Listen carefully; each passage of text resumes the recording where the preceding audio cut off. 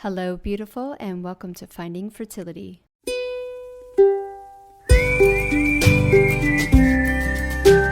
I'm your host, Monica Cox from FindingFertility.co, and I created this podcast to help get you to start thinking outside of the box and realize that your infertility might have nothing to do with your lady bits. Rooted in functional medicine and personal experience, Finding Fertility is all about looking at the whole body and finding the root cause of your infertility. Finding Fertility does not diagnose, prescribe, or treat any issues of infertility, but what we do is take a holistic approach and improve your diet and your lifestyle to get you steps closer to creating your dream family. Just by being here with me, listening to this podcast, you're already going down the right path to making your dreams come true. Let's do this together.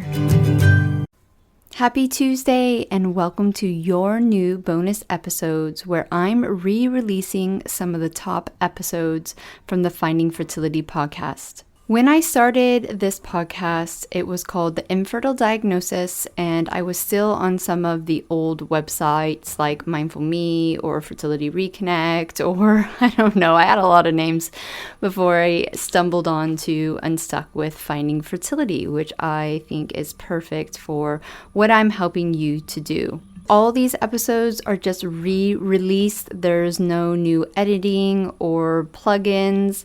They're just raw and real. I'm bringing them back into the light because you never know which episode is going to be the episode for that person that changes the whole direction of their journey. Without further ado, let's get to today's episode. Hello, beautiful people, and welcome to another episode of The Infertile Diagnosis.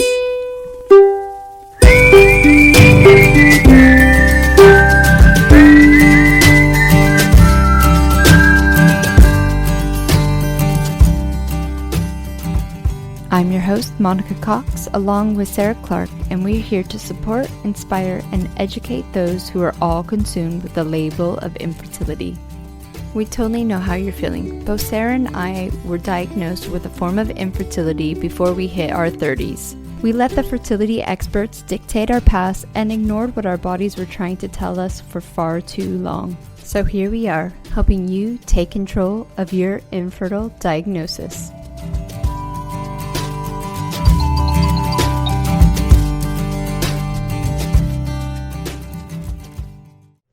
This episode of The Infertile Diagnosis is brought to you by the Fertility Reconnect course, brought to you by me, Monica Cox from MyMindfulMe.com. Now, this course is the course that I would have died for during my infertility years. If you are dealing with unexplained infertility, or if you know you have an autoimmune issue, including thyroid issues, this is the course that's going to get really down to what is going on in your body. We're going to discover together what food you cannot eat and what food you can eat. We're going to work on our mental health, and we're going to work together to build new, long-lasting, healthy routines and habits. So head over to the website, mymindfulme.com, pre-register and get on the list to be one of the first in line. There's only 25 seats available on this course. We're going to have registration on December 1st for 2 weeks, and then the course actually starts on January 4th. So head over to the website for more information. And while you're there, you can become a Mindful Me member for free. And you can actually check out the course and have exclusive access before it goes live. So once again, head over to mymindfulme.com and check out the Fertility Reconnect course. Hello, welcome back to another episode of The Infertile Diagnosis. We are on week 16 and we have another Q&A for you. Just two questions this week, but I think we have a lot to say about them. And I think these are probably the top two questions most women ask during infertility, especially the early years. I got asked, how did I determine what supplements to take? Right? This is kind of a loaded question. So what part of my journey are we talking about? Because if you're at the beginning of it, good old Google told me to take all sorts of shit, and that's how I determined what to take. And that's all the easy, quick stuff, right? The royal jelly, if that's like considered a supplement. What was I'm having a brain Bee fart. pollen, maca. Yeah. Yeah, Vitex. There, that's the Vitex one. False unicorn. What's the one that is like the Clomid? Like you can get it like just at the store, but it like supposed to act like Clomid for you. I did that a shitload of times too. I forget what it's called. But yeah, none of these, absolutely none of these. What the CoQ10 is a really popular one. And obviously, yeah, ubiquinol. Yeah. CoQ10. So all of these are just really focusing on, let's say, fertility issues. And all of them are kind of, if they do work, a quick fix. You know, so there's some people that maybe just need a little boost of CoQ10 and that's all they needed. Maybe they just happen to take it and then they just happen to fall pregnant the next month. I would say if you're still listening to this podcast, this is not you. You've tried them all like I did. And none of those, I got off of all of those supplements when I started working with a functional medicine practitioner. And when he really started looking at my body as a whole, he was like, you're having detoxing issues, you're having gut function issues, so you're going to get on supplements that support those issues, not your infertility, because it's highly likely, which it was, those things are causing your infertility.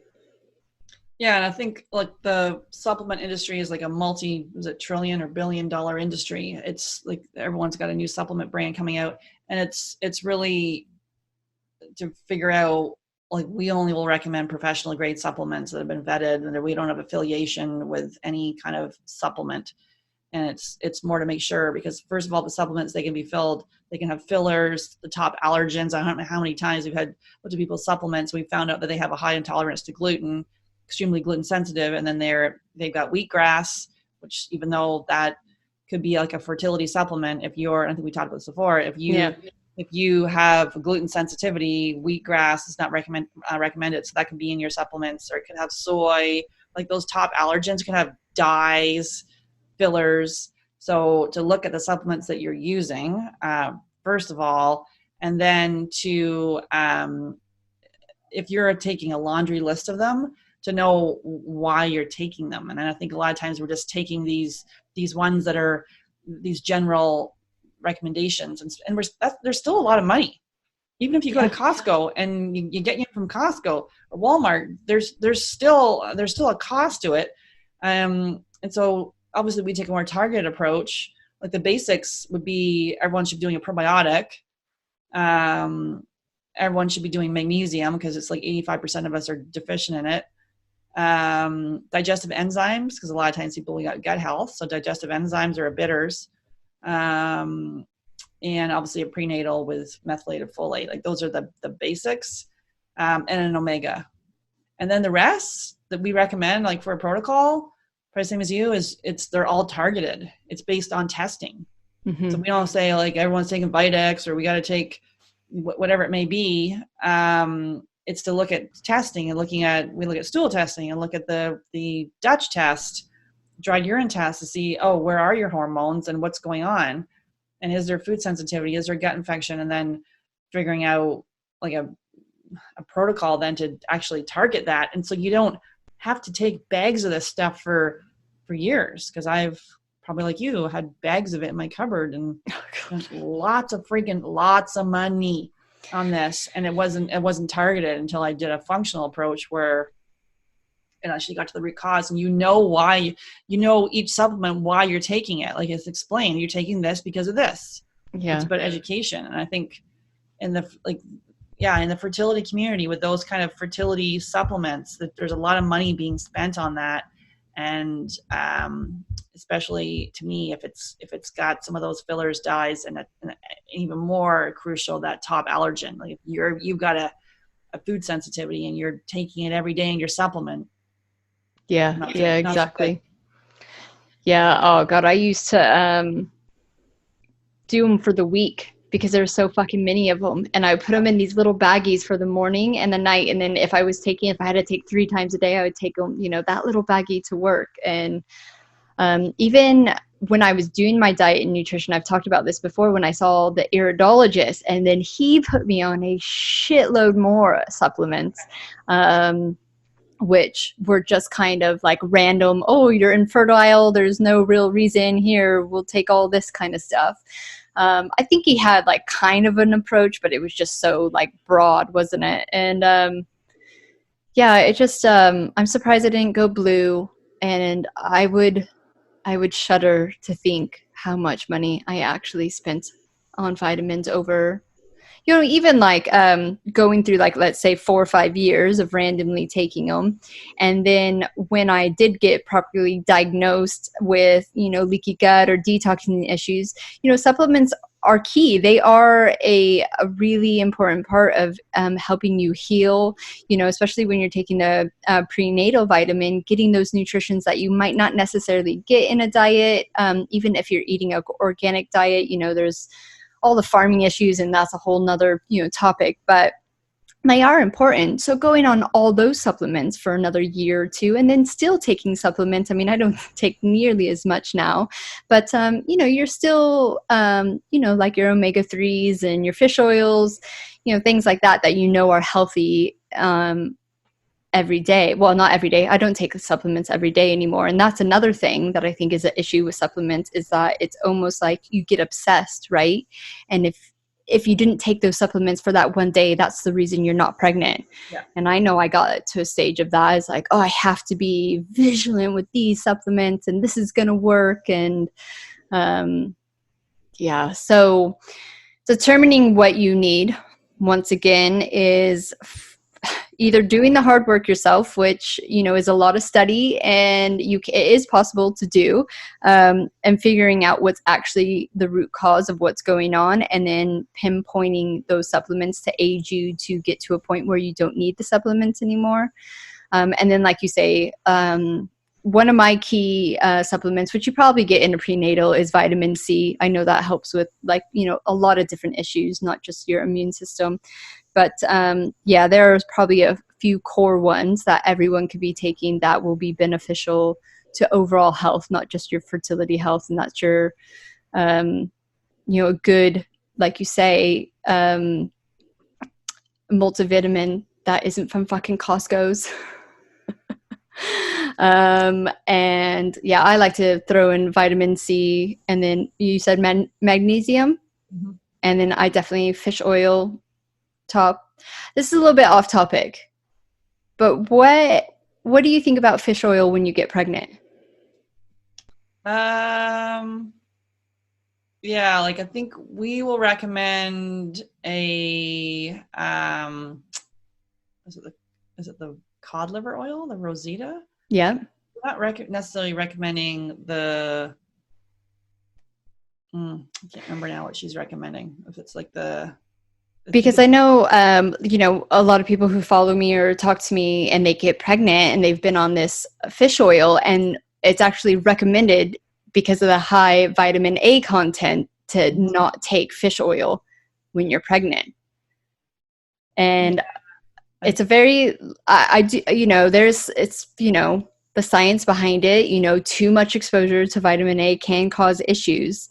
But I think there's this disservice of like completely taking away a whole food group, and they say don't eat liver because of the high vitamin A. It's just like, can you not just like tone it down a little bit? Or do you just say don't do it? Yeah, I cannot speak to that because that would be the functional diagnostic nutrition practitioner. So you would probably know better on that one. Well, I don't recommend anything because I think people need to do what I did personally. I took it. I didn't take it every day. I didn't eat liver every day. But for me, what the nutrients you get and what your baby gets from it is super important. Brain function. But yeah, I was just wondering, if you had thoughts on that, because people just completely cut it out because it's recommended. That's what, the health organization or whoever is recommending. Yeah, I would say to not, like, to me, the first line of thing is do not self-prescribe. Like going on the internet and looking at to see what the top supplements are, I would not self-prescribe. I would really work with a practitioner, because you are going to fast track this thing, figure out and take a targeted approach. And so, yeah, like you could try to, I just think do not self-prescribe. I don't think it's a good idea to self-prescribe. Yeah, no, not at all. And I know I said you can figure it out if you go and study and you do what, a functional medicine practitioner is doing, and you want to figure out, then you can prescribe yourself. That's like years and years of wasted time. Exactly. You hire someone, have them figure it out. Don't self-prescribe, and because you're wasting all your money on all these supplements, and then it could be completely wrong for you and actually making it worse. Yeah, definitely. Yep, which I've done several times. Probably to improve my egg quality. And that is our next question, is what are your top tips for increasing egg quality? And this is a big one, because there's a lot of people, that are going to IVF and now seeing that their egg quality is poor, like me. There was nothing wrong with me, right? I walk in IVF, oh, you got shit eggs. Oh, brilliant.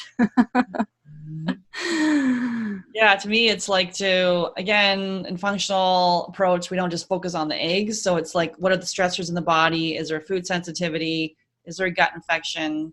What's the environmental toxins, like your cleaning chemicals, your personal care, your water, your plastics, the mental emotional side of things, so the whole mind, meditation, mindfulness, and then structural stress. So there's a pinched nerve. So if you have any kind of stress going on, that's affecting your egg health.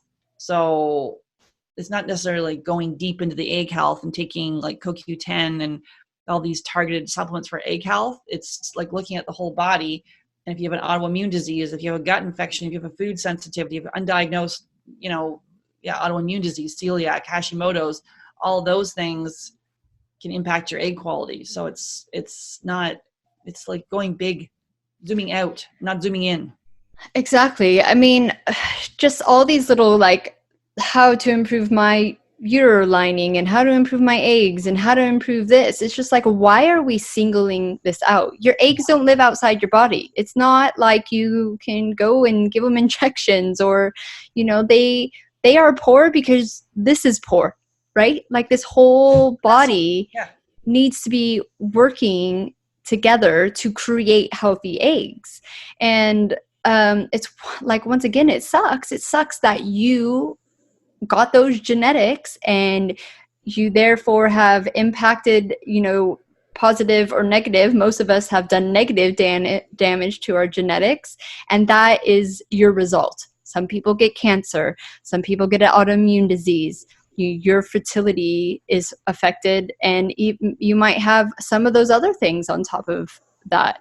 So going in and just looking at, this is what I'm going to do to increase my egg quality, just doesn't necessarily work.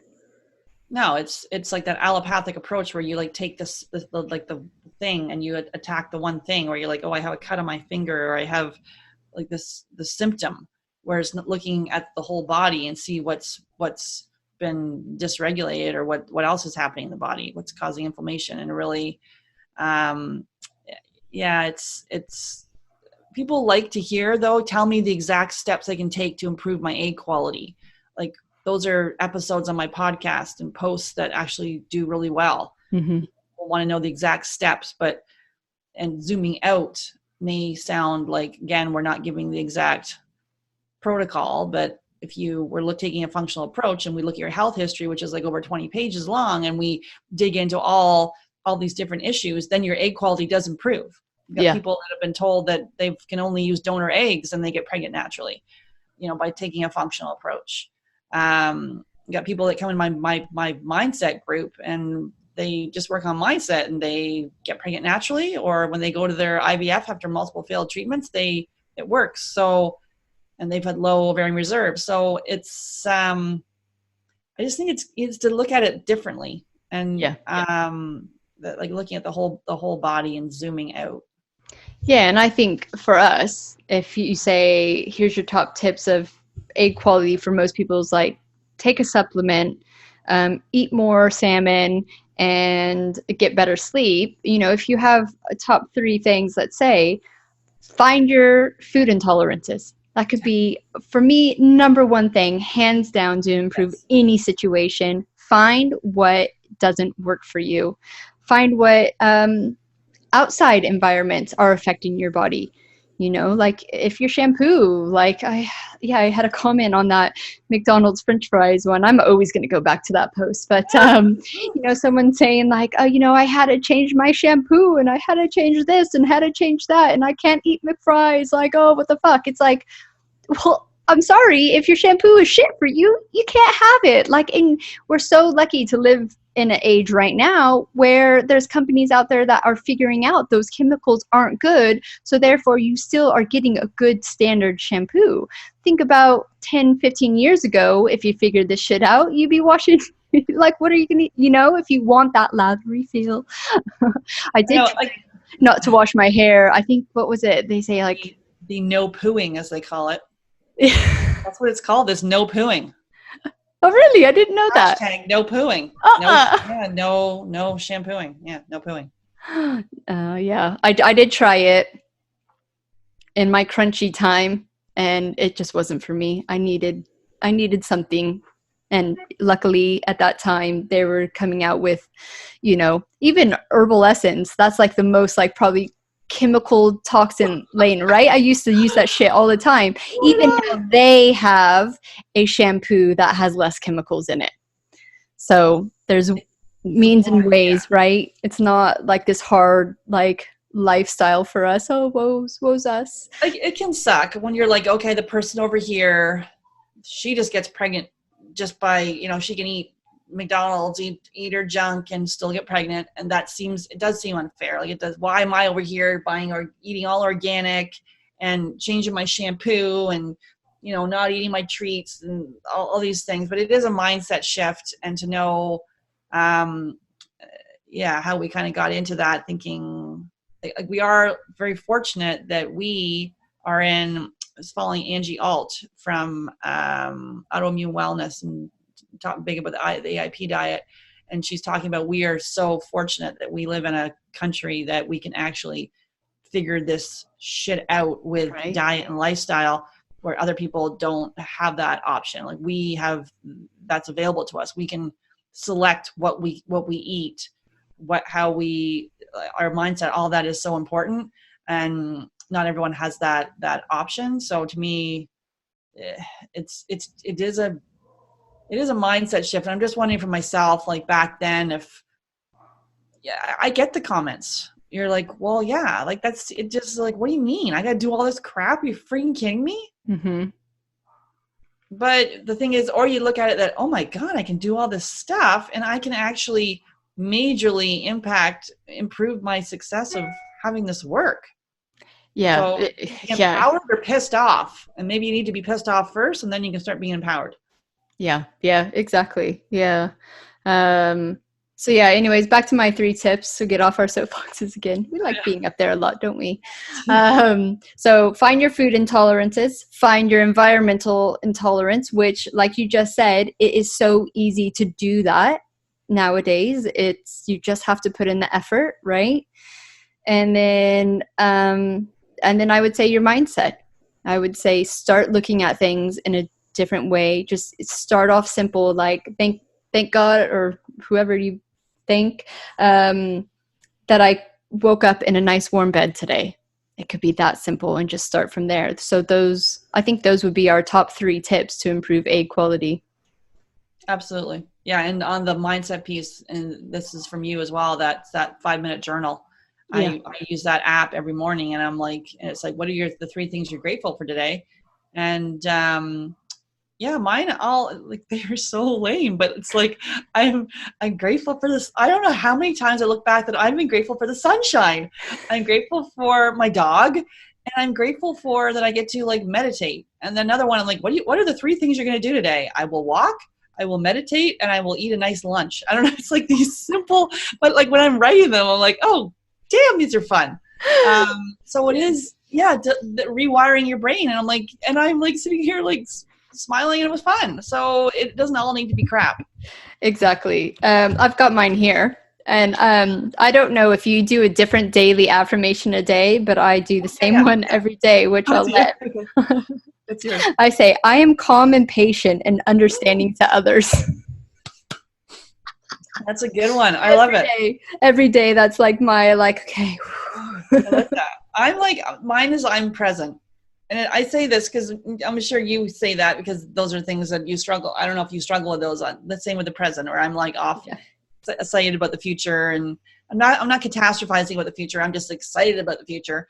But just to be present and to be like here in the thing. So I say that every day. I'm present. And that is so hard to do during your infertility journey, right? Yeah. Being present. I mean, that is the hardest thing to do. And I know I wasn't for the first 4 years. And I now get to look back on the last few years, and I feel like really joyful that I had that much time with my husband, because now you just don't, right? It's just, it's not like, that's just not what life is like for us anymore. And I know you are just coming out on the other end now. Your kids are leaving college and you're reconnecting with your husband again. And yeah, it's a really fucked up thing to say, and you don't ever say it to an infertile person because it is super annoying. But it's the truth. You know, when you come into that side, I'm just like, thank God I took those last few years and we traveled and we hung out and we did things together, because that's just not our life right now, which is fine. We're 100% happy that our life has turned out the way it is. But being present is, hands down the hardest thing to do, for sure. Yeah, that was for me too. Like it took us we got married, it took us 6 years after that to have children. And those 6 years, like we really had developed a really strong foundation for our relationship. And, during that time, so out of the 6 years we were trying for 3.5. So, but it's still built we traveled and we really enjoyed each other's company. And now 23 years of marriage, and I still actually like him. So yeah. Right. And you got through infertility together, right? Yeah. And it's crazy. I don't follow that many people on Instagram anymore for several reasons. One, I get too emotionally involved. Whether it's a good thing or a bad thing, I don't know. That's just who I am. So I found it really kind of draining, in a lot of ways, of just being really involved in these women's journeys. And obviously exciting when they get pregnant, but then it kind of hashed out all, it's almost like you're reliving the past, right? Yeah, trauma.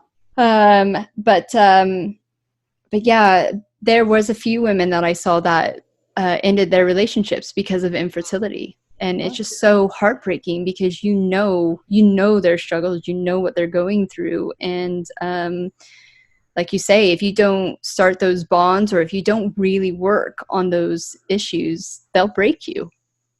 Mm-hmm. Yeah. And I coach couples, and so the majority of them are in love and they want to have a baby, but there's a small percentage that end up going into like more of a couples coaching thing. And I thought, geez, couples coaching is that's a hard thing, because I'm dealing with people that they're in a hard spot, but they want to be together.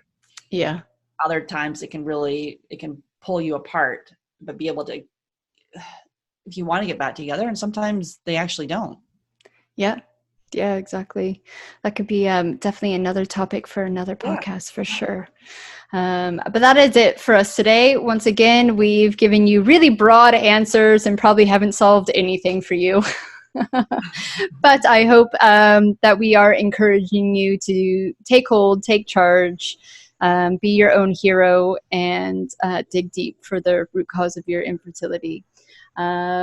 Next week, what's on the topic? I think we're talking about being older moms next week. Not that we were necessarily really older moms, but we weren't moms when we wanted to be moms in our 20s.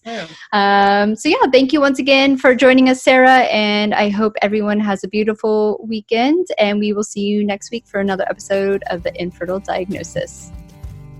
A few more things before you go. If you like what we're doing, please leave a review and or a rating. We would greatly appreciate it, and it would totally help us out. Also, if you like to connect with either of us, you can find me, Monica, over at mymindfulme.com, and you can connect with Sarah over on fabfertile.com. All the links you need to find us on our websites, our social media, any products we talk about, books, special offers, or any guests that we have on, you're going to find all that information in the show notes. So that's it. Thank you once again for being with us here on The Infertile Diagnosis, and have a beautiful day.